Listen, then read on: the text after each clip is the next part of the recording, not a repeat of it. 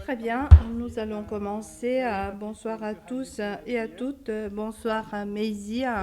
Nous sommes ravis de t'avoir ici ce soir. Bienvenue aussi à Federica, que nous ne voyons pas, mais que nous allons entendre essentiellement en français, puisque cette séance est également traduite en simultané en français. Donc je vais essayer de parler lentement de manière à ce que la traduction puisse suivre.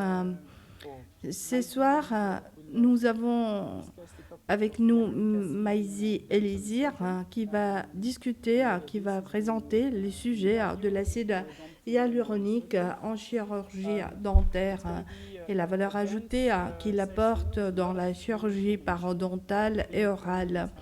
Ce sera donc une séance très dense avec beaucoup d'informations d'un point de vue clinique et scientifique. Vous aurez certainement beaucoup de questions à ces propos, donc n'hésitez pas à utiliser la fonction qui est en bas de votre écran. À la fin de la séance, nous allons essayer de répondre au plus grand nombre des questions. Cette séance sera enregistrée, elle est également diffusée sur Facebook en direct.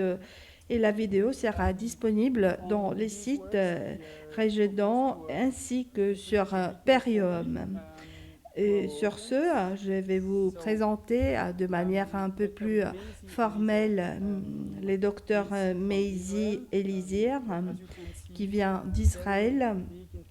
Comme vous le voyez, elle a une très longue expérience internationale. Elle est premièrement une clinicienne, donc comme beaucoup d'entre vous, elle a un cabinet dentaire et bien sûr, cela lui apporte une très bonne compréhension de la réalité clinique, du traitement des patients et de toutes les contraintes que cela implique. Mais en complément, le docteur Elisir a également une approche scientifique, une compréhension scientifique de l'acide hyaluronique, puisqu'elle a fait des études et des méta-analyses qui sont très importantes dans ce domaine. Et nous avons la chance qu'elle pourra nous expliquer certains de ces résultats très intéressants. Et comme vous les voyez, elle contribue aussi à des publications de tout premier plan. Elle gère également son cabinet dentaire. Elle est également une experte pour une société d'assurance, j'imagine, pour des cas litigieux, pour des cas de plainte. Elle a une expérience à l'hôpital. Donc, comme vous pouvez le constater, une longue expérience, un long curriculum avec des qualifications académiques. Et je voudrais simplement mettre l'accent sur les faits qu'à Berne et à Zurich, elle a eu l'occasion de travailler avec le professeur Anton Skouléen, qui est bien sûr une référence dans les domaines de la parodontologie. Donc nous avons eu la chance d'avoir Maisie à quelques kilomètres de chez nous, pas trop loin de chez nous, à Berne et à Zurich. Donc je te passe donc la parole. Merci Alexandre, merci à vous tous. Merci d'être ici, d'avoir prévu une heure, peut-être un peu plus. J'espère que je vais rester dans le temps qui m'a été imparti. Donc, merci d'être ici pour voir ce que nous pouvons faire avec l'acide hyaluronique dans nos cabinets. Je vais partager tout à fait. Je vais te faire partager ton écran. Donc, j'espère que c'est visible. Vous me voyez bien. Très bien.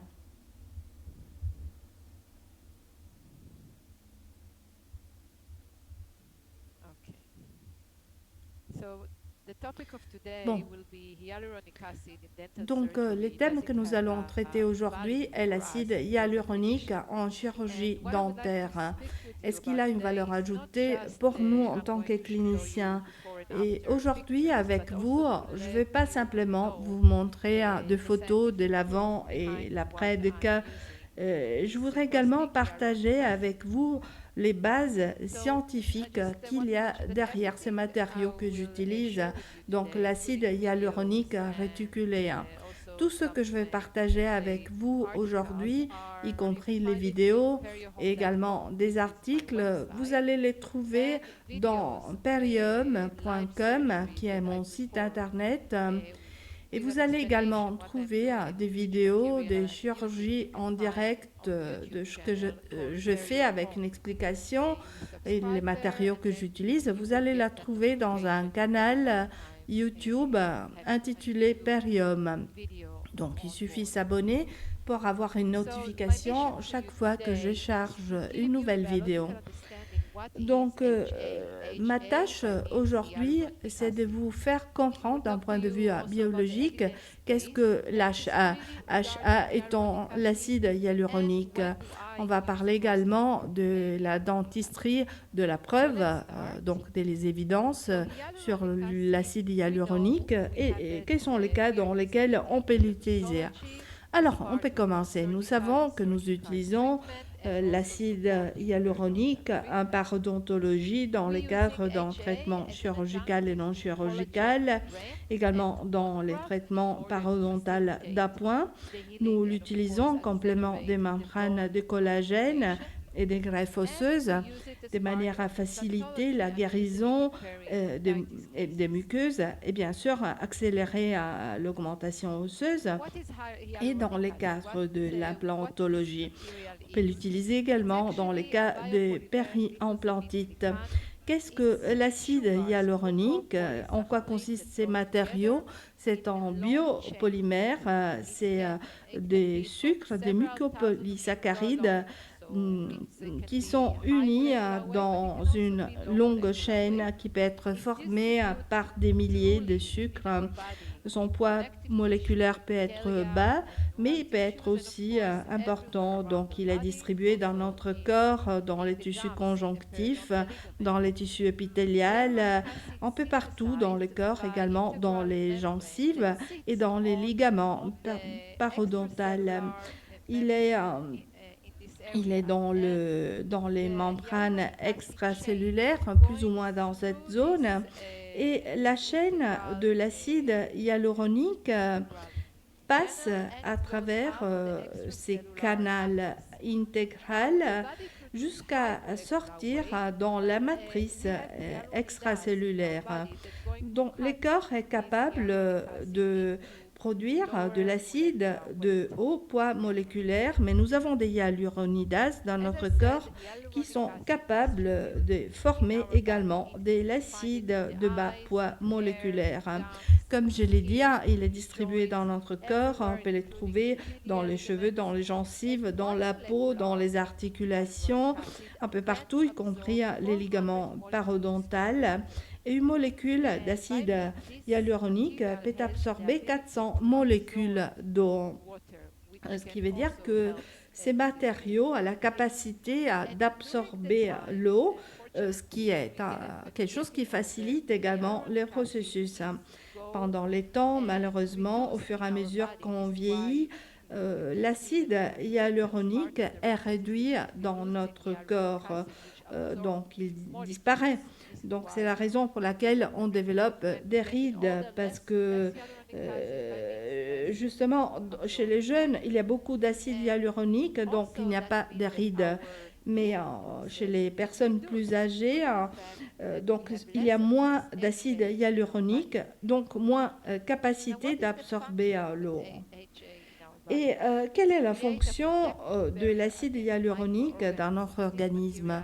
L'acide hyaluronique crée une barrière de protection contre les micro-organismes. Ces matériaux peuvent également arrêter le développement de bactéries. Il a un rôle également dans la prolifération des kératinocytes, dans le sens qu'il aide la compacité de la peau. Il assure également les liens entre les composants cutanés du collagène et de l'élastine. Il a un rôle dans la répithélialisation, il réduit l'apparition de cicatrices, il protège les articulations, il réduit C'est un promoteur de l'inflammation précoce, mais en même temps, il accélère la guérison si vous avez en acide hyaluronique de haut poids moléculaire. Il facilite la migration cellulaire. C'est une matrice ouverte qui facilite la migration cellulaire. Et il a également une action antiradicalaire. Donc, c'est un matériau qui travaille énormément dans notre organisme. Ce n'est pas quelque chose d'entièrement nouveau. Il a été découvert premièrement par le professeur Meyer en 1934. Meyer et ses collaborateurs avaient travaillé sur les corps vitreux de l'œil. Et ils avaient découvert ces matériaux à l'intérieur du corps vitreux de l'œil. Donc, ils ont commencé à faire quelques expériences. Et à cause, bon, c'est parti, c'est les canaux hyaloïdes. Donc, et pour ces raisons, on l'a appelé hyaloïde plus acide uronique, puisqu'il y a de l'acide uronique à l'intérieur. Donc, c'est la raison pour laquelle ils ont retenu les noms HA, acide hyaluronique. Comment produit-on l'acide hyaluronique? Aujourd'hui, à la base de la production, il y a un processus de fermentation bactérienne qui aide à la production d'acide hyaluronique. Et pour que l'achat soit plus stable, pour qu'il puisse rester plus longtemps, on ajoute un processus de réticulation en utilisant le BBBDE. Donc, ce processus de réticulation facilite la performance de l'HA qui donne des meilleurs résultats dans nos chirurgies. Donc, tous les matériaux du marché qui ont de l'acide hyaluronique réticulé ne peuvent pas être utilisés en dentisterie. Il faut savoir que les matériaux que nous utilisons a passé une batterie de tests et a été examiné de manière très approfondie pour que l'on puisse l'utiliser chez nos patients. Donc, l'acide hyaluronique a une propriété que nous, dentistes, recherchons. Il est antioxydant, il n'a pas d'antigénicité, dans le sens qu'il n'y a pas de réaction de l'organisme contre l'acide hyaluronique. Il peut réduire l'enflure, l'édème, donc il a une fonction anti-inflammatoire, ce qui est très important pour nous en tant que dentistes. C'est biocompatible, il a une action bactériostatique, donc il a des propriétés viscoélastiques qui nous aident énormément sur les sites de la chirurgie. Et là, comme je l'ai dit, une nature hygroscopique. Ce n'est pas un nouveau matériau. En médecine, l'acide hyaluronique est utilisé en ophtalmologie, dans les articulations.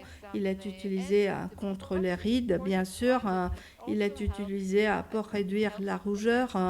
Et pour nous, il est important de savoir également que c'est quelque chose qui est utile également dans les cas d'ulcère du pied diabétique. L'ulcère du pied diabétique, c'est une situation très problématique pour les patients qui peut aboutir à l'amputation du pied. C'est la raison pour laquelle il est très important de traiter ce type de lésions.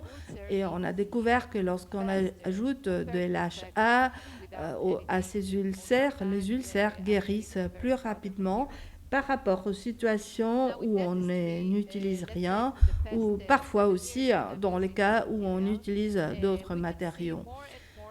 Dans les 7 années d'utilisation de ces matériaux, nous voyons apparaître de plus en plus d'applications de l'acide hyaluronique réticulé pour la chirurgie. Nous savons qu'il est utilisé dans les cas des articulations, lorsqu'il y a des troubles articulaires, on l'utilise, on l'applique sur les points de suture, on l'utilise pour la couverture des récisions que nous allons voir aujourd'hui, également dans les cadres de procédures des ROG et des régénérations tissulaires.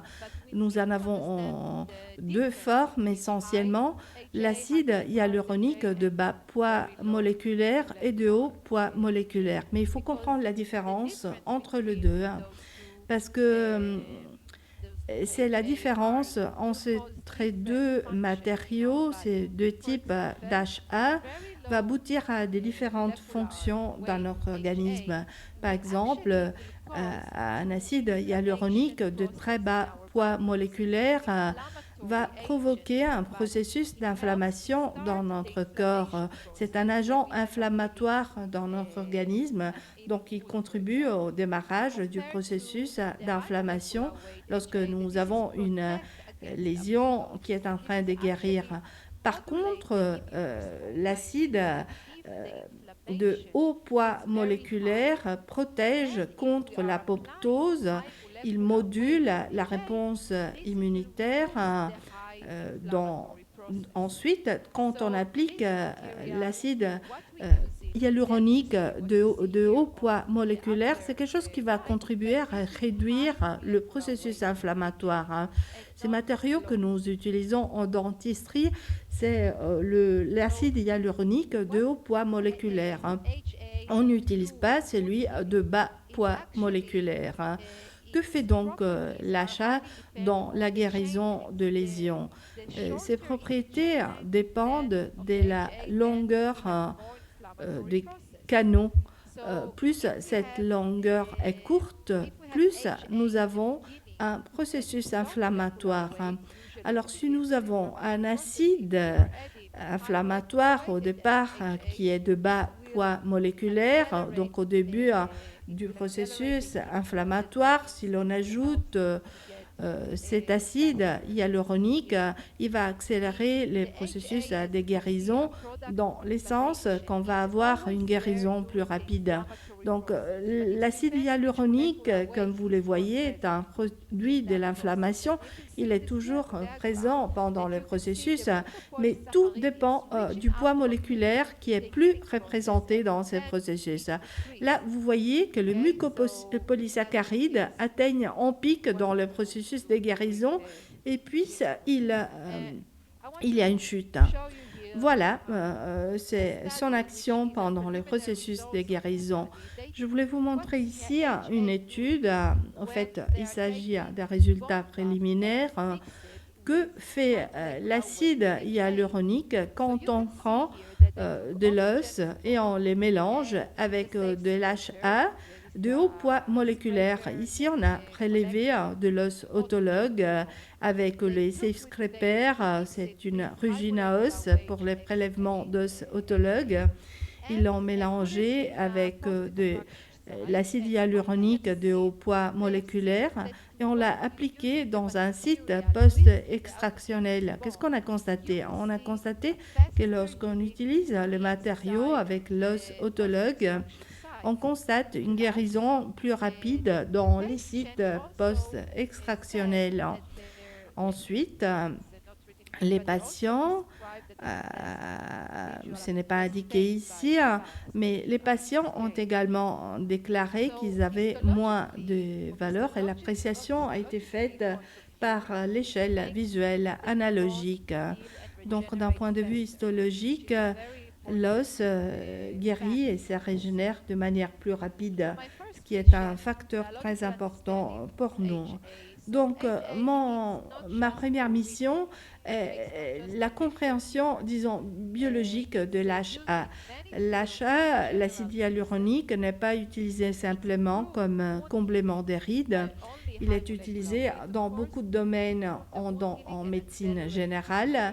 Il améliore le processus de guérison des lésions, donc il accélère la cicatrisation. Donc, il a un rôle bactériostatique, donc il aide à réduire les populations bactériennes dans les sites. Rappelez-vous que l'acide hyaluronique de bas poids moléculaire augmente le processus inflammatoire, alors que l'HA de haut poids moléculaire réduit le processus inflammatoire. Lorsqu'on applique L'acide hyaluronique de haut poids moléculaire, il a un rôle de biomodulation du processus d'inflammation. Ma deuxième mission aujourd'hui, c'est de parler des preuves que nous avons quant à l'utilisation de l'achat. Donc, j'ai travaillé à Berne, comme l'a dit Alexander, quand j'ai commencé ma spécialité en parodontologie et implantologie. Mon mentor, le professeur Skoulean, avait vu ces matériaux, il avait commencé à l'étudier. Donc, nous avons fait beaucoup de recherches sur ces matériaux. On voulait d'abord connaître quels étaient les traitements chirurgicaux et non chirurgicaux avec l'achat.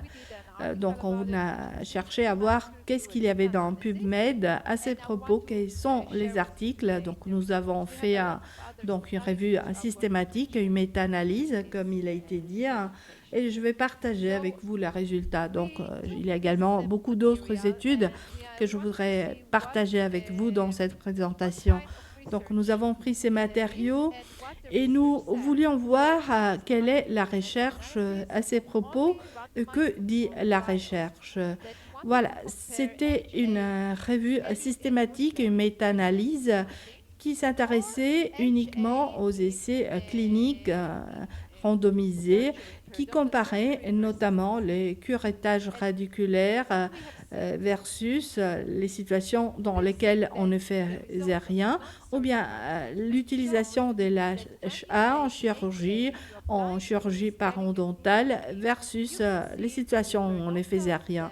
Qu'est-ce qu'on a constaté? Quand on appliquait de l'HA, on l'appliquait pendant le curettage radiculaire, on voyait que la profondeur parodontale, la profondeur des poches était réduite par rapport aux situations où il n'y avait rien. La tâche clinique était bonne, augmentée, ce qui est bon pour nous. Et également, les saignements au sondage étaient réduits par rapport aux situations dans lesquelles on n'utilisait rien. Donc, ces résultats nous montrent que l'apport d'HA est avantageux dans les cadres du traitement non chirurgical. Qu'en est-il du traitement chirurgical? Donc, lorsqu'on fait une régénération parodontale et on ajoute de l'HA, est-ce qu'il y a une amélioration du résultat de notre traitement? Donc, on s'est intéressé donc à la profondeur des sondages 48 semaines après. Donc, on a vu que la réduction de cette profondeur était plus importante dans le cas où on avait utilisé l'acide hyaluronique. Et également, les gains en termes d'attache clinique étaient supérieurs lorsqu'on utilisait l'acide hyaluronique. Il y a également des études qui se sont intéressées aux profondeurs des poches au bout de 92 semaines, ce qui montre que l'acide hyaluronique est avantageux. Donc, cette méta-analyse a montré pour la première fois qu'il est intéressant d'utiliser l'acide hyaluronique en complément du traitement non chirurgical et également qu'il est intéressant de l'utiliser dans les cas d'un traitement chirurgical. Donc, nous avons fait encore une étude, dans ces cas une étude in vitro.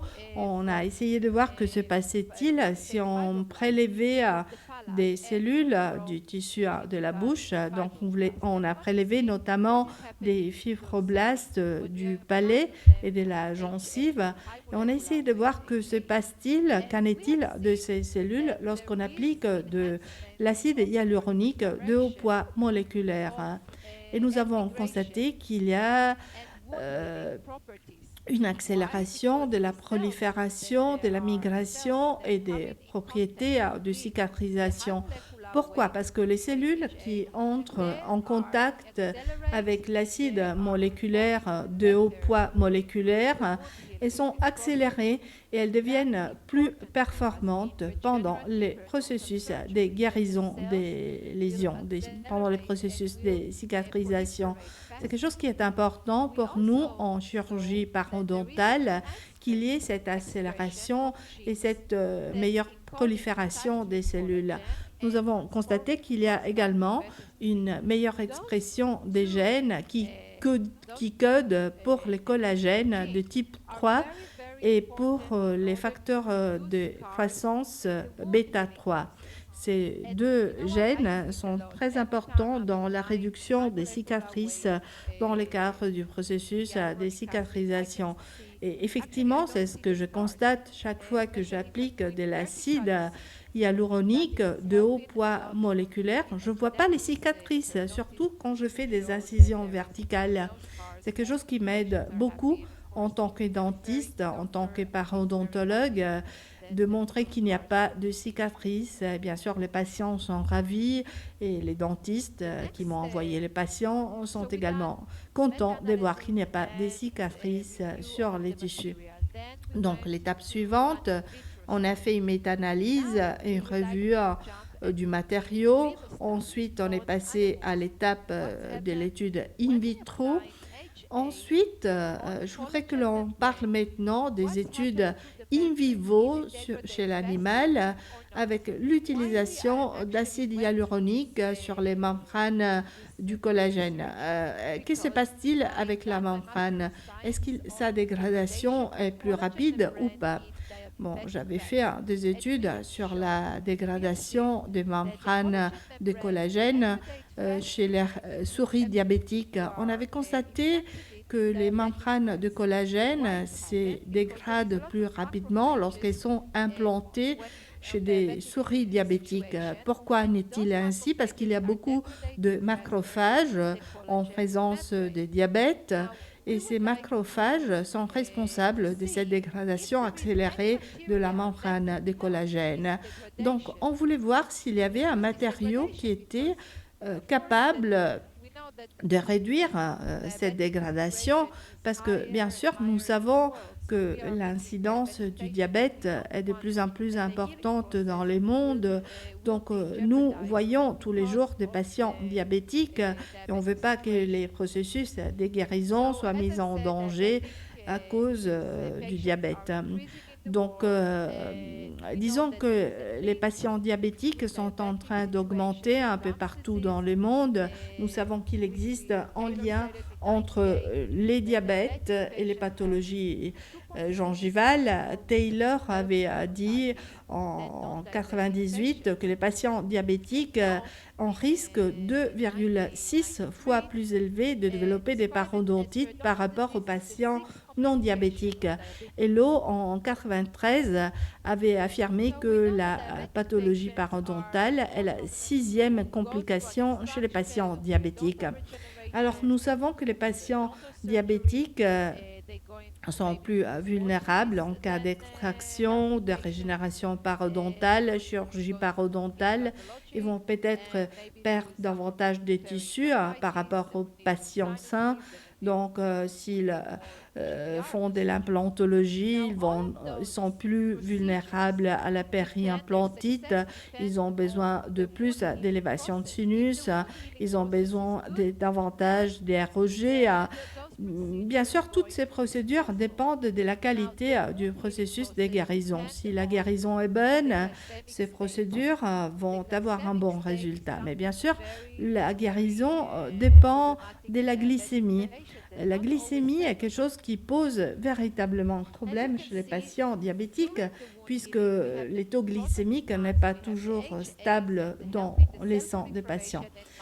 Donc, nous avons des protoglycans, nous avons l'HA qui facilite la prolifération cellulaire et les matrices, mais les patients diabétiques ou les patients obèses, excusez-moi, il y a quelqu'un à la porte, mais les patients diabétiques ont cette guérison qui est un peu retardée, hein. Donc, c'est ce qu'on constate. L'obésité est également un facteur puisque le processus inflammatoire est très important chez les patients obèses. Alors, on était en train de réfléchir, hein. Donc, si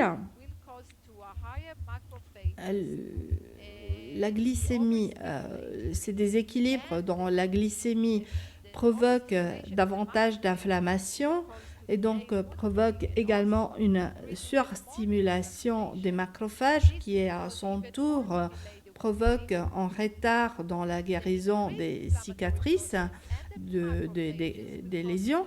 Donc, cela va aboutir donc à une accélération du processus inflammatoire. Donc, par conséquent, les macrophages vont faire en sorte qu'il y ait une augmentation de métalloprotéinases, qui sont les molécules, les enzymes qui dégradent les membranes de collagène. Donc, les membranes vont se dégrader plus rapidement. Donc, nous, on s'interrogeait sur comment on pouvait réduire le processus inflammatoire, comment on pouvait réduire les métalloprotéinases, comment réduire cette surstimulation des macrophages. Et on s'est dit que l'acide hyaluronique pouvait être intéressant, donc on a décidé de l'appliquer en membrane pour voir s'il était capable de réduire la dégradation des membranes de collagène dans les cas de diabète. Bon, ça, avant de commencer, ça, je voulais vous montrer, c'est là, ça, c'est l'étude in vitro. Pardon, Maisie se corrige, c'est l'étude in vivo. Vous voyez que l'HA de haut poids moléculaire est sûr pour nos cellules, pour les cellules de notre organisme, pour les fibroblastes de la gencive et du palais, parce que chaque fois qu'on utilise un matériau, il faut au préalable voir quel est le comportement des cellules avant de pouvoir effectivement utiliser le matériau dans notre organisme. Donc, ce matériau est sûr, donc on voit que le comportement des cellules est tout à fait satisfaisant. Ça, c'est une autre étude qui nous montre que le HA de haut poids moléculaire réduit les facteurs de nécrose tumorale et donc la réponse inflammatoire. Donc, comme je l'ai dit au départ, les facteurs de nécrose tumorale augmentent la réponse inflammatoire. Donc, notre matériau est un matériau de haut poids moléculaire. L'acide hyaluronique réticulé, il est tout à fait sûr. Donc là, c'est la membrane. Dans ce cas, c'est une membrane de péricarde qui est appliquée avec de l'acide hyaluronique réticulé. Avant d'appliquer la membrane, il fallait faire deux choses. Il y a deux matériaux qu'on pouvait utiliser. On pouvait utiliser le matériau réticulé ou non réticulé. Alors, comment savoir lequel de deux utiliser? À l'époque, nous ne les savions pas encore. Nous pensions que l'acide hyaluronique aurait été plus performant parce que c'est comme un fluide qui pénètre mieux. C'est ce qu'on pensait au départ. Mais en réalité, on a appliqué la membrane avec l'acide hyaluronique non réticulé. On a commencé à vérifier à intervalles d'une journée ou ensuite de quelques heures et de quelques jours quelle était l'évolution de la membrane. On a vu que le matériau avec l'acide hyaluronique non réticulé disparaît dans les 24 premières heures. Donc, ce qu'on a pu voir dans les boîtes. Donc, il y avait la membrane et les matériaux sur les côtés. Ce qui veut dire que la membrane ne retient pas l'acide hyaluronique non réticulé. Mais lorsqu'on a appliqué l'acide hyaluronique réticulé, on a pu voir que ces matériaux ont un processus de relargage, de libération qui est plus lent. Donc, les matériaux sont absorbés par la membrane et la membrane le relargue ensuite au cours du processus de la guérison. Dans les cas de l'AROG ou de la régénération tissulaire en fonction des applications. Voilà, c'est la raison pour laquelle on a décidé d'utiliser l'acide hyaluronique réticulé. Donc, nous avons réalisé cette membrane avec l'acide hyaluronique réticulé. On l'a implanté dans la calvaire de souris. Donc, on a classé en deux catégories, souris saines et diabétiques. Pour chaque groupe, bien sûr, on avait des membranes avec ou sans HA. Donc, dans chaque groupe, il y avait 8 souris. On a découvert qu'au bout de 2 semaines, on a pu examiner d'un point de vue histologique l'évolution de la membrane et on a constaté que lorsqu'on applique la membrane sans acide hyaluronique, vous voyez la membrane, c'est ces matériaux bruns. La membrane est dégradée. On a, bon, elle ne se présente pas comme une membrane saine. Et on voit beaucoup d'inflammation, beaucoup de processus d'inflammation. Nous voyons dans ces diagrammes que les souris diabétiques sans acide hyaluronique, l'épaisseur de la membrane était plus faible par rapport aux situations dans lesquelles on a ajouté de l'acide hyaluronique dans la membrane. Ça, c'est la membrane, ça, c'est l'achat, l'acide hyaluronique qui se présente avec cette couleur jaunâtre. Mais vous voyez que la membrane est épaisse.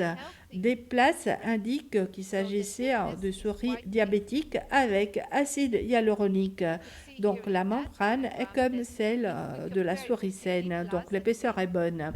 Donc on peut le voir dans ces diagrammes. 2 places, cela signifie membrane avec acide hyaluronique. Vous voyez l'épaisseur de la membrane par rapport à D-, c'est-à-dire souris diabétique et membrane sans acide hyaluronique.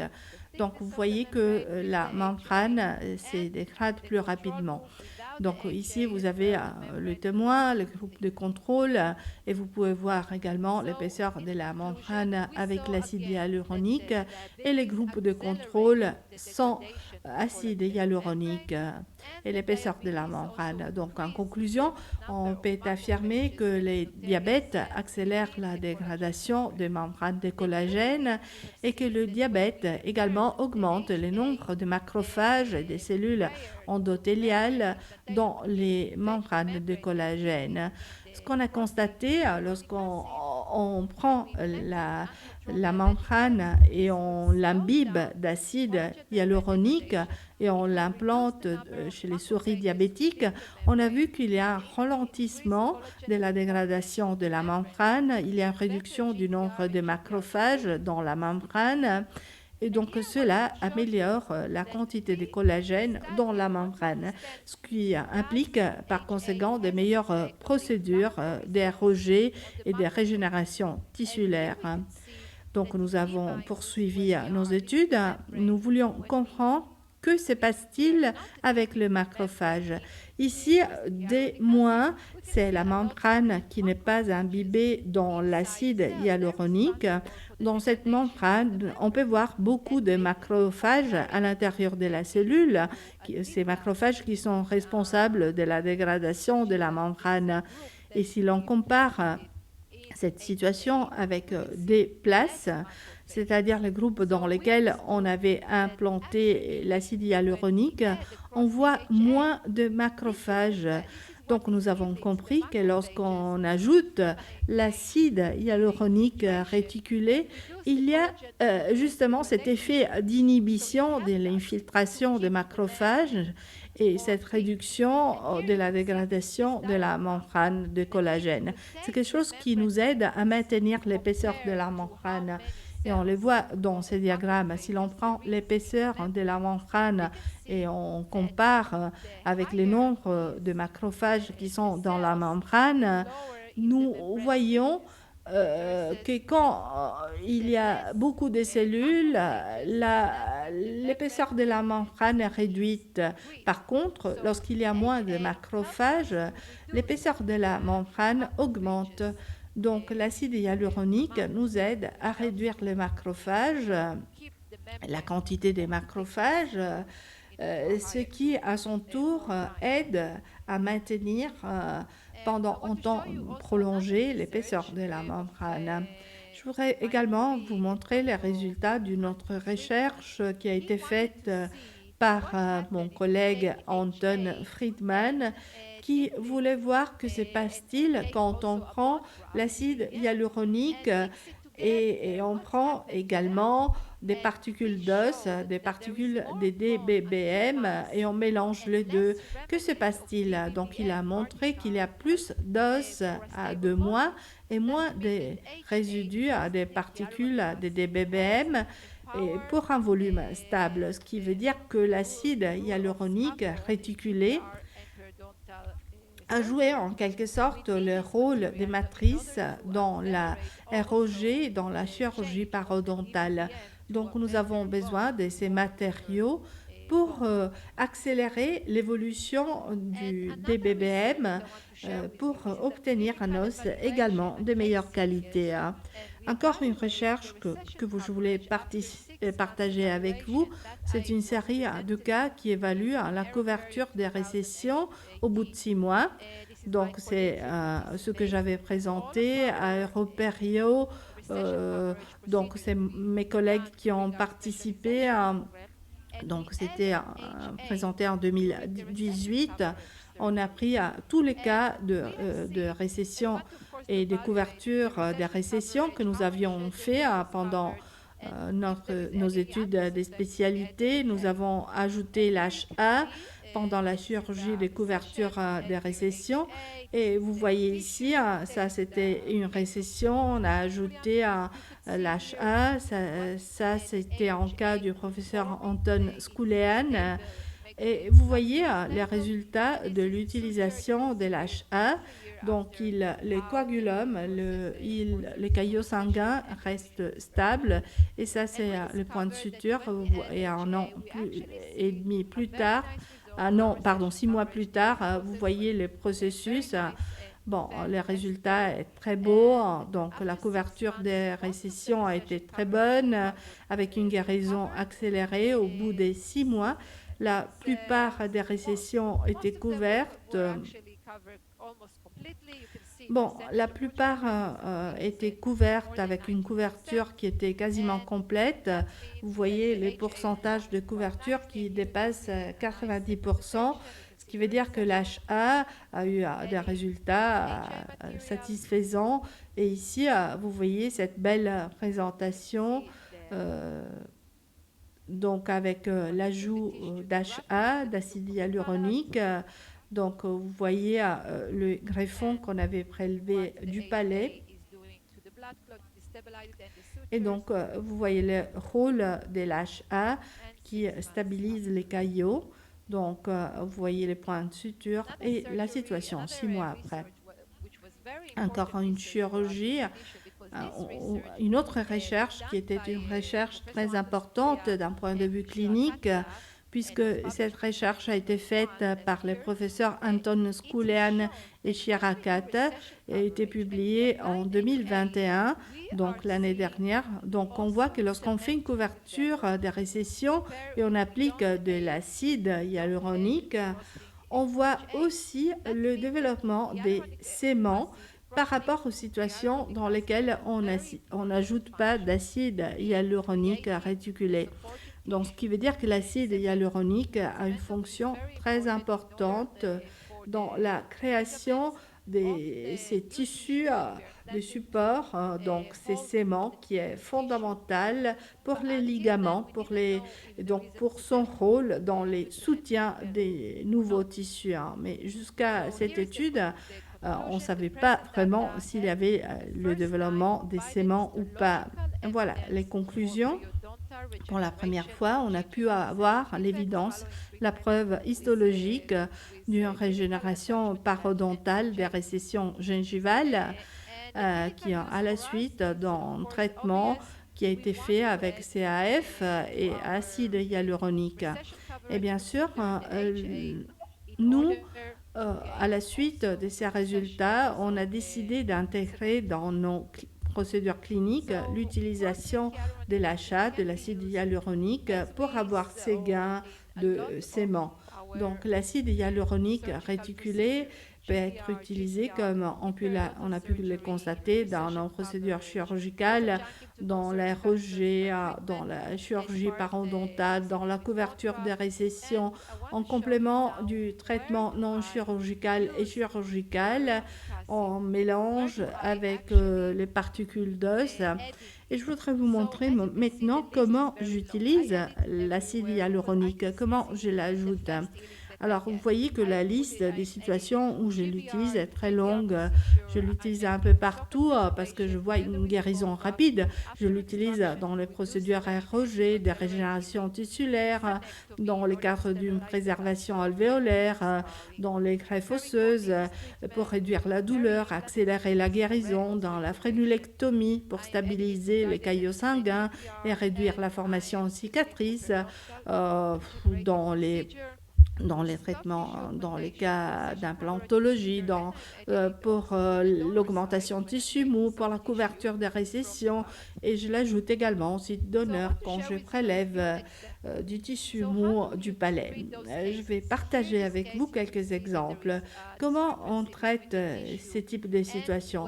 Dans ces cas, nous voyons qu'il y a cette lacune entre les tissus et la position de la dent. Disons qu'il y a une lacune des 4 mm des tissus mûrs. Et c'est un patient qui a une prothèse en matériaux roses. C'est une patiente jeune qui a 24 ans. Elle en a assez de cette prothèse. Donc ici, je fais une augmentation des tissus mûrs que je n'ai pas le temps, je crois, de vous montrer. Donc, il y a des récessions des troisième classe, des millaires. J'ai fait également une couverture des récessions en utilisant de l'acide hyaluronique. Et qu'est-ce qu'on fait lorsqu'on a, par exemple, en défect infraosseuse très profond, 12 mm de profondeur? Qu'est-ce qu'on fait dans ces cas de figure? On ajoute de l'os, on ajoute de l'acide hyaluronique. Je vais vous montrer quelques-uns des cas dans lesquels j'utilise l'acide hyaluronique. Vous voyez que je fais cette incision verticale. J'ai mis un implant, j'ai posé un implant, j'ai fait un lambeau avec un peu d'extension au vestibulaire. Ensuite, j'ai posé un implant et j'ai posé les points de suture. Pendant que j'ai suturé, j'ai appliqué de l'HA, de l'acide hyaluronique pour réduire les cicatrices dans cette zone. Bien sûr, c'est la zone esthétique. Dans un cas de couverture des récessions, j'ai un patient qui avait 59 ans, qui avait une sensibilité au rossage et au froid, donc elle voulait faire quelque chose.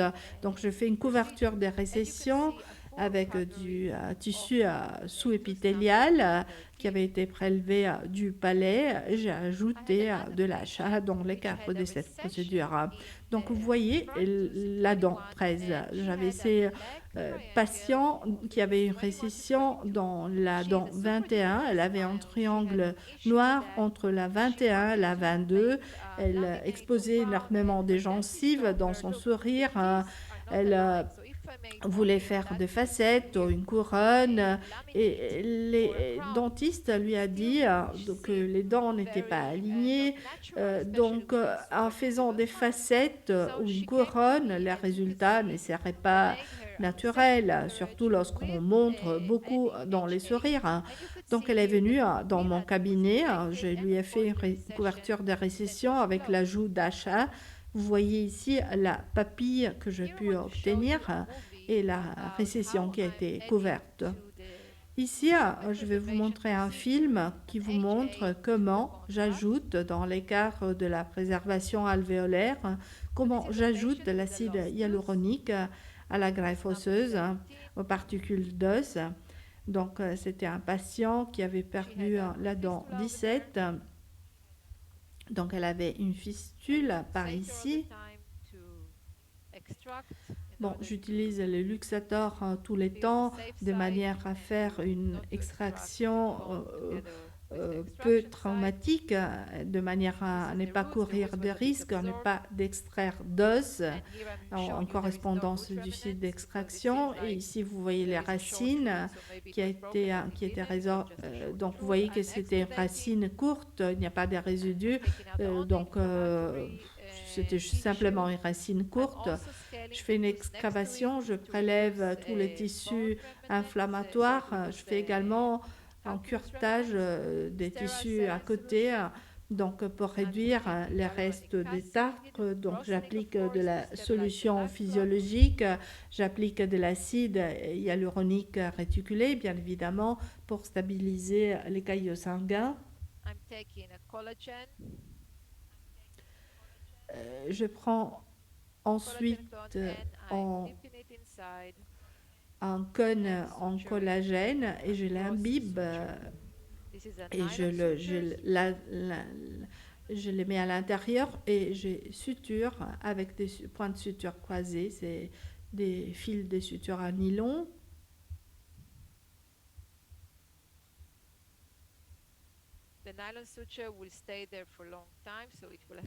Ces fils de suture en nylon ont une disparition lente, donc ils vont rester en place longtemps, donc ils vont maintenir les cônes à l'intérieur. Donc je lave tout avec la solution physiologique. Vous voyez le résultat ici. Et ensuite, j'applique l'acide hyaluronique. Voilà, ça c'était en cas de préservation alvéolaire. L'autre procédure, je vous invite à la regarder sur YouTube. C'est également dans mon canal YouTube qui s'appelle PerioHome. La périocoronite est un souci qu'on est appelé à traiter souvent. Nous avons beaucoup de patients qui ont une périocoronite. Souvent, je ne fais pas l'extraction de la dent, je cherche à la préserver, surtout si les patients ont une dent des sagesses au-dessus. Alors ici, je fais un curetage.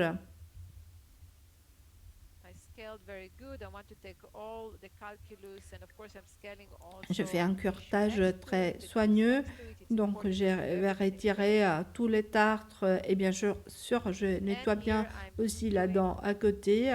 Il est important de faire un curetage très soigné et bien sûr, je fais une sorte de lambeau qui a cette forme d'V.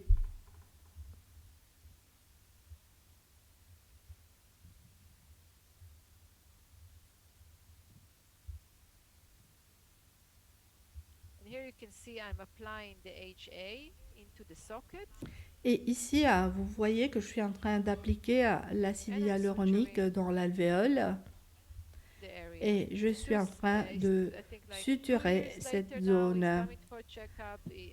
Ça, c'est la situation 2 ans plus tard, là, donc au contrôle, tout se présente très bien. Et je suis désolée, Maïzy, mais je pense que nous ne voyons pas les images YouTube. Nous voyons juste ton PowerPoint. Je suis désolée. Merci de m'avoir prévenu. Mais c'était très parlant en tout cas. Je comprends. Ok. Vous voyez maintenant ce que je vous montre? Oui, on peut voir. C'était juste tout à l'heure. Donc, si quelqu'un souhaite voir les cas de péricoronite, je vous incite à aller sur le canal YouTube. Ça, c'est une couverture des récessions en utilisant l'acide hyaluronique. Je prends du tissu conjonctif sous-épithélial du palais et vous voyez ici qu'il est appliqué dans la zone concernée par les récessions. Ça, c'est l'après avec acide hyaluronique. Bon, je vais essayer d'accélérer un peu. Ici, je suis en train d'appliquer un cône de collagène avec de l'acide hyaluronique et vous voyez que je pose l'acide hyaluronique dans la zone du tunnel.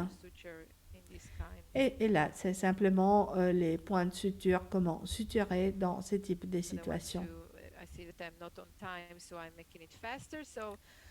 Je vois que je n'ai pas, j'ai déjà dépassé les temps, donc je vais essayer d'accélérer un peu. Si vous voulez voir les résultats, vous pouvez aller sur ma page internet, sur mon site internet. Donc, quelle est la différence entre l'acide hyaluronique et d'autres matériaux comme par exemple l'endogaine? Ils se comportent de manière différente. Pourquoi je me sens plus à l'aise avec l'acide hyaluronique? C'est parce que ces matériaux peuvent être utilisés avec le sang. Et dans nos procédures de régénération, on ne peut rien y faire. On a beaucoup de sang qui est dans les champs dans lesquels on intervient. Donc, je me sens plus à l'aise quand il y a du sang. Je me sens beaucoup plus à l'aise quand j'utilise l'acide hyaluronique. J'ai plus de confiance que ces matériaux vont fonctionner. Bon, si j'utilise Endogain avec du sang, les matériaux ne performent pas bien, ne donnent pas de bons résultats. Donc, et en complément, l'achat peut être utilisé autour des implants, ce qui n'est pas le cas de Endogain. Et l'achat peut être utilisé autour des implants et donc avec également une action antibactérienne. Pourquoi l'utiliser dans les cas d'un traitement chirurgical? Normalement, en parodontologie, dans la guérison, normalement, lorsqu'on n'ajoute rien, chaque fois qu'on fait un curettage, chaque fois qu'on ouvre, on ferme un lambeau, on a essentiellement en gain d'épithélium jonctionnel ou de réattache, parfois dans les processus de guérison, lorsqu'il y a, je sais pas, un accident, dans les cas d'un traitement d'orthodontie, il peut y avoir une résorption radiculaire, une situation d'ankylose, et donc c'est quelque chose qu'on cherche à éviter, ou encore en parodontologie, qu'est-ce qu'on cherche? On voudrait avoir la tâche et on voudrait avoir la régénération, ce qui veut dire qu'on veut avoir un nouveau PDL, un nouveau sément et un nouvel os. C'est ce qu'on cherche en parodontologie. Et donc, c'est ce que l'on peut avoir lorsqu'on a l'aide d'un matériau comme l'acide hyaluronique réticulé ou comme Endogain. L'acide hyaluronique a l'avantage qu'on peut l'utiliser avec du sang et donc il ne faut pas avoir peur pendant les procédures de régénération. Je voudrais vous montrer maintenant ces cas d'une femme de 83 ans et je me demande si l'âge a un impact sur le rajeunissement des gencives parce que vous voyez qu'on n'a pas beaucoup d'os ici, hein. Il n'y a pas beaucoup d'os pour la pose des implants. Donc, vous voyez que la dent est instable. Il y a une sortie de puce hein, parce qu'il y avait une résorption. Cette dent avait été soumise à une procédure de régénération qui avait échoué. Donc, la patiente est venue me voir parce qu'elle et les dentistes étaient préoccupés de l'extraction et donc avec le risque de perte des tissus durs et mous. Donc, quels sont les matériaux que j'utilise? J'en utilise peu. C'est important pour moi pour avoir de bons résultats. Donc, nous avons peu de composants, nous avons les matériaux, nous avons la procédure que nous allons choisir. Et nous avons également les patients qui veulent participer à ce type de procédure, ce qui était le cas de cette dame. Elle voulait se soumettre à cette procédure. Elle a 83 ans, mais elle voulait vraiment maintenir ses gencives et c'est la raison pour laquelle son dentiste l'a envoyée à mon cabinet. Donc, j'ai utilisé Iadin BC qui est de l'acide hyaluronique réticulé. J'utilisais la membrane Smart, une membrane de collagène obtenue du péricarde. J'utilise les fils de suture des Resorba en PGA. Et vous voyez ici les tissus, vous voyez les greffons, et vous voyez ici les points de suture. Ici, j'ai appliqué l'acide hyaluronique et 3 semaines plus tard, vous voyez les tissus qui sont très beaux à mon sens. Si j'examine également les tissus durs, là où j'ai ajouté de l'acide hyaluronique avec la greffe osseuse. Donc, vous voyez quelle est l'importance de l'augmentation verticale et horizontale de l'os, ce qui m'a aidé également dans la pose de l'implant. Vous voyez les gencives qu'on a pu avoir après cette procédure, donc elles sont saines, épaisses, et vous voyez l'implantologie, la séquence de ce que j'ai fait, ça c'est l'extraction avec ROG, avec régénération tissulaire, avec acide hyaluronique. 4 mois plus tard, vous pouvez voir qu'on a posé un implant Straumann dans cette zone. Donc, il y a ma fille qui vient de passer. En utilisant les bons matériaux, c'est quelque chose qui peut nous aider dans les rajeunissements des gencives, également des tissus durs. Donc, on devient plus performant dans un temps réduit finalement. Je voulais vous montrer également une procédure que j'utilise dans le cas des périimplantites.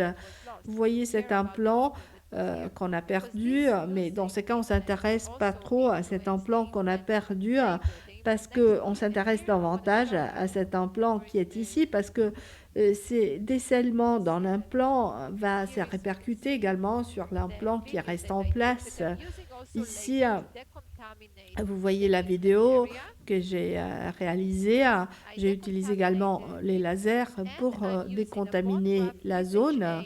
Donc, j'ai fait une décontamination et j'ai utilisé une greffe osseuse avec l'acide hyaluronique. Je fermais avec une membrane suturée et j'ai laissé en temps de guérison. Ça, c'est un autre cas dans lequel j'utilise l'HA parce que l'HA provoque une décontamination autour de l'implant. C'était un implant dont les spires étaient exposés. Encore un autre cas dans lequel j'utilise l'acide hyaluronique. L'acide hyaluronique m'aide à rajeunir les gencives, donc avoir des gencives de meilleure qualité. Donc ça, c'est une autre situation. Vous allez trouver également la vidéo dans les canaux YouTube. Les patients qui s'étaient présentés avec ces véritables trous dans les gencives, avec ces puces.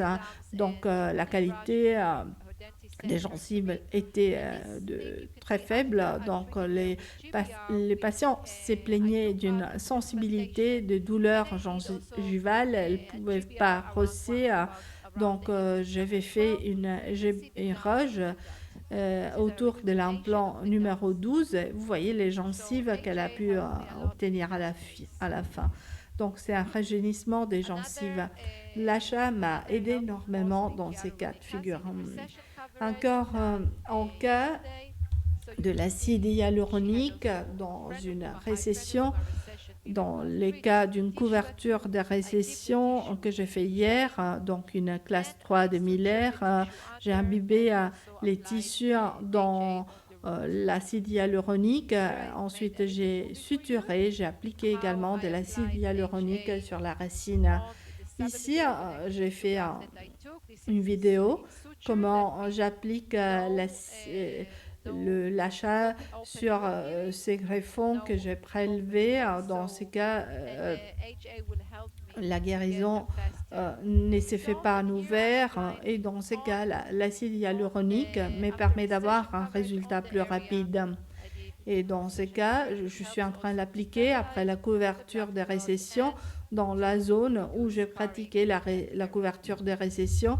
C'est quelque chose qui m'aide également à stabiliser le caillot et à réduire la cicatrisation dans cette zone. Vous voyez que je l'applique de manière homogène. Ici, c'est parce que j'en avais laissé un peu également sur les palais, sur la racine.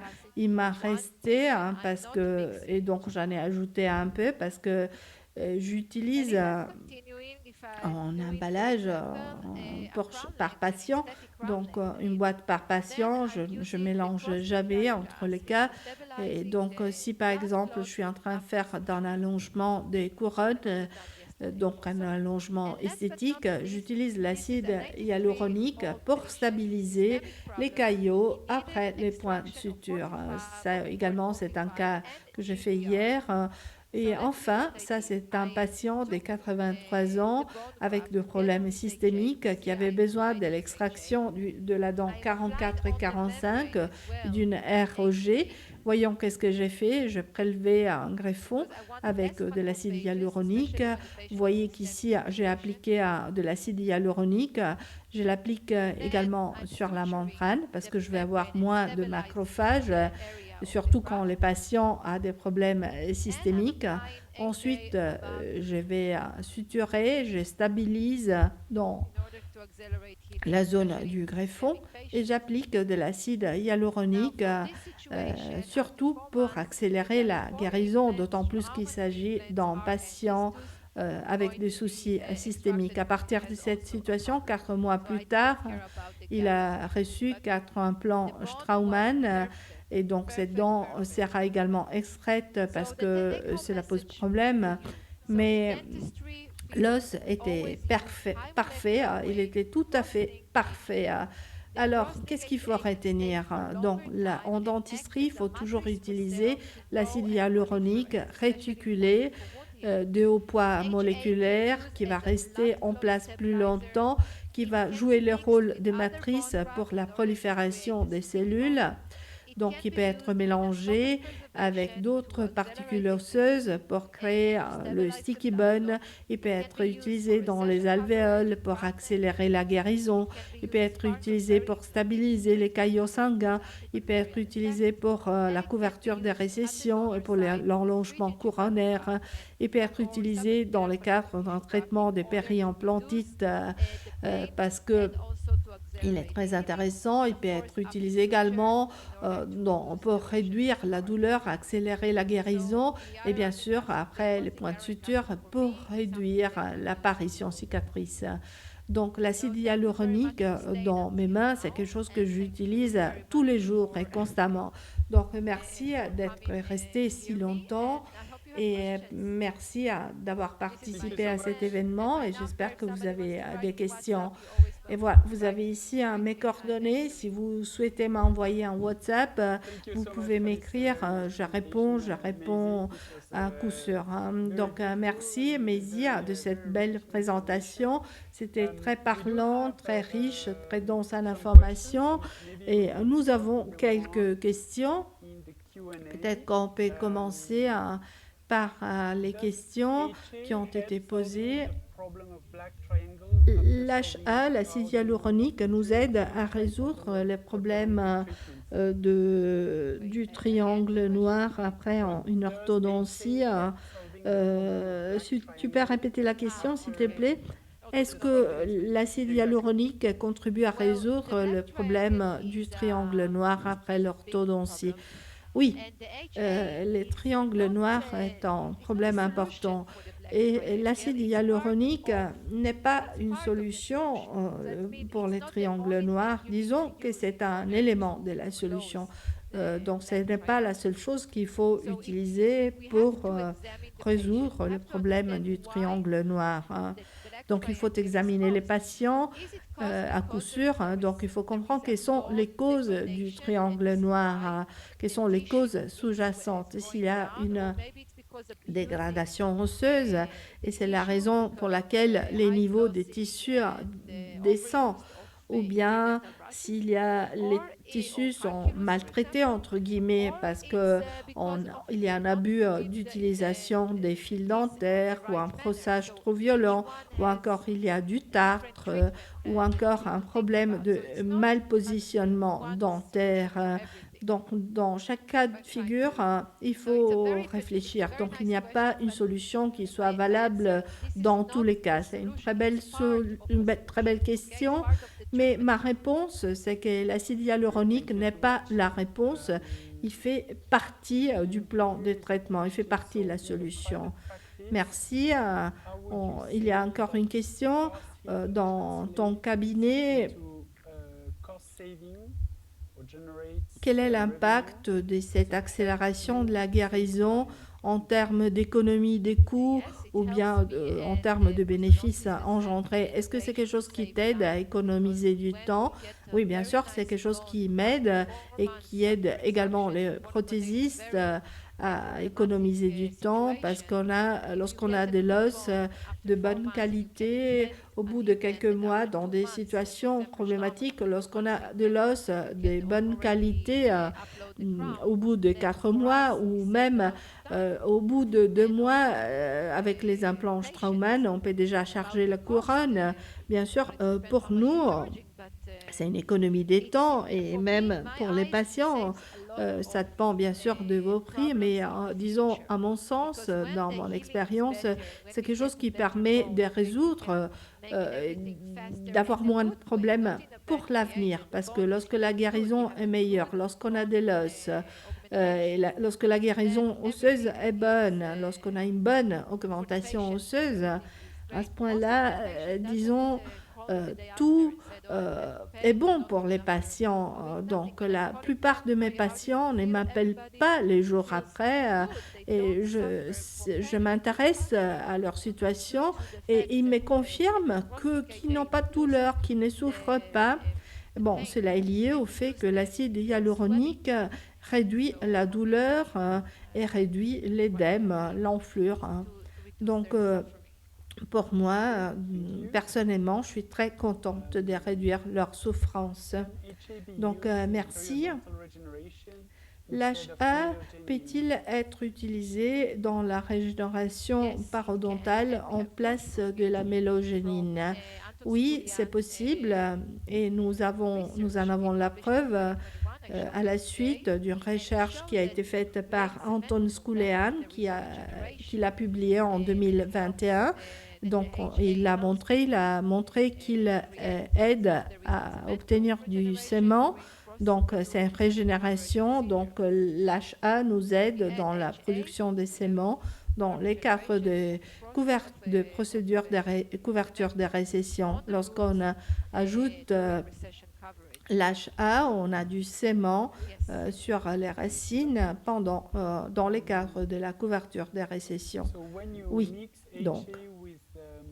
Merci. Lorsque vous mélangez l'acide hyaluronique avec un greffon de particules, quelle est la quantité d'achat que vous utilisez? Bon, vous pouvez les voir dans une de mes vidéos sur mon canal YouTube ou encore sur mon site. Donc, j'ajoute les matériaux jusqu'à ce que les greffons osseux est parfaitement couvert. Je mélange avec l'HA, je laisse pendant 2-3 minutes et jusqu'à ce que ça devienne collant. Donc je l'ajoute un peu à la louche, on va dire, en fonction de mon expérience. Il n'y a pas une quantité qui soit vraiment prédéfinie. Je peux utiliser 0,25, 0,5 en grammes, ça dépend. Bon, en général, j'utilise 0,25, 0,5 jusqu'à ce que je vois que l'os devient collant. Et donc, qu'il adhère bien dans l'acide hyaluronique. Martha voulait voir la dernière diapo, c'est celle-ci. Martha, je ne sais pas si elle est ici ou pas.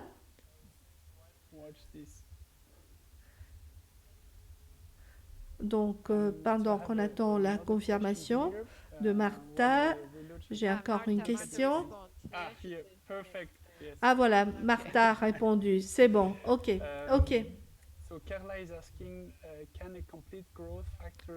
Alors, il y avait encore Caroline qui demandait si on peut utiliser un facteur de croissance complet avec l'acide hyaluronique.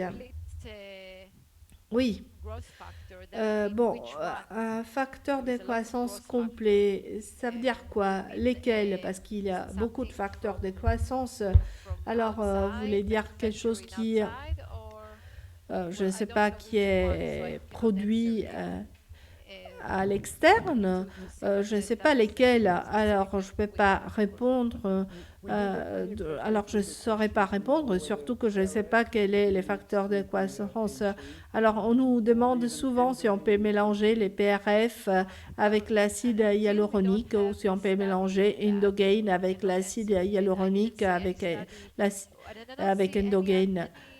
Bon, tant que nous n'avons pas d'études à ces propos, franchement, je ne vois pas trop de logique à mélanger l'achat et Endogain ou peut-être avec du PRF, mais bon, pour l'instant, je n'ai pas de recherche. Alors, ok. Alors, encore une question. Est-ce que si l'achat peut être utilisé avec l'augmentation sinus fermée mélangée avec les particules osseuses? Bon, je l'ai fait souvent. Je montrais quelque chose aujourd'hui. Les sinus, c'est merveilleux. Je fais toujours une CBCT avant et après, 6 mois après, l'élévation de sinus. C'est parfait. Donc, si vous voulez voir sur ma page Facebook, il y a des photos du sinus après l'utilisation de l'achat. Et là, c'est très intéressant. Je mélange l'allogreffe et l'axénogreffe ensemble. Le résultat est magnifique au bout de 6 mois. Quelle est votre technique pour améliorer les triangles noirs avec une approche conservatrice à des finalités esthétiques, à des fins d'esthétique? Qu'est-ce que vous voulez dire par là? C'est la prévention ou bien le traitement? C'est plus essentiellement vous traitez les triangles noirs par chirurgie? Oui, la plupart des fois, je les traite par chirurgie. Encore une dernière question. En parodontologie, quand vous utilisez une membrane avec l'acide hyaluronique, c'était la même question qui avait été posée à propos de l'axénogreffe quand vous l'utilisez ou pas. Ah bon, il est très important de comprendre que les xénogreffes peuvent provoquer également des réactions, des rejets de la part des tissus. Alors, si on veut réduire ces réactions de rejet, il est préférable d'imbiber la membrane dans l'acide hyaluronique parce que cela va rester plus longtemps et cela va accélérer la guérison. Et je pense que cela va réduire également les réactions de rejet. Souvent, je vois qu'on utilise des xénogreffes. Moi, je mets une membrane qui couvre l'ensemble de la xénogreffe et donc la dégradation est plus rapide. Vous voyez que l'os, parfois, il peut y avoir également une formation des puces. Moi, je n'utilise pas beaucoup de xénogreffe. Je le faisais à Berne parce qu'il n'y a pas d'allogreffe en Suisse. Mais en Israël, on utilise beaucoup d'allogreffe. Bon, j'ai un peu l'expérience de deux, mais si vous n'avez que la xénogreffe dans votre pays, dans ces cas, je conseille de les mélanger avec de l'acide hyaluronique réticulé de manière à ce que la performance soit meilleure pour avoir de l'os et ne condensez pas. Donc, il ne faut pas trop compacter, laisser un peu des places entre les particules. Et donc, ce que fait l'achat, l'acide hyaluronique, c'est de créer de l'espace entre les particules, ce qui veut dire que les vaisseaux sanguins peuvent pénétrer à l'intérieur et peuvent réaliser du nouvel os entre les particules, ce qui est tout à fait souhaitable, bien évidemment.